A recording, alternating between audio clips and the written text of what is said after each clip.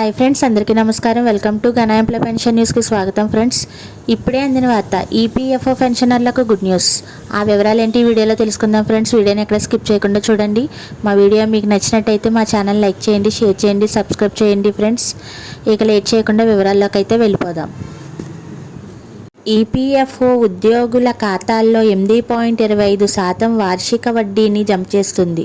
మీ PF balance ఆధారంగా 46,000 వరకు bonus పొందవచ్చు. ఈ ఖాతాలో ఎంత జమ అయ్యిందో సులభంగా తెలుసుకోవడానికి ఈపీఎఫ్ఓ పోర్టల్ లేదా ఉమంగ్ యాప్ ద్వారా మీ పీఎఫ్ బ్యాలెన్స్ను ఎలా చెక్ చేయాలో చూద్దాం.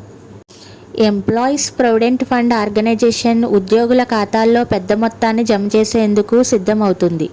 పీఎఫ్ బ్యాలెన్స్పై వార్షిక వడ్డీ మొత్తాన్ని అదనపు చెల్లింపుగా జమ చేస్తారు. అయితే ఈ మొత్తం ఖాతాలోని బ్యాలెన్స్ ఆధారంగా ఉంటుంది. పీఎఫ్ ఖాతాలో దాదాపు 46,000 బోనస్ జమ చేయనుంది. అయితే ఈ మొత్తం ప్రతి ఒక్కరి ఖాతాలోని బ్యాలెన్స్ ప్రకారం పెరగవచ్చు లేదా తగ్గవచ్చు.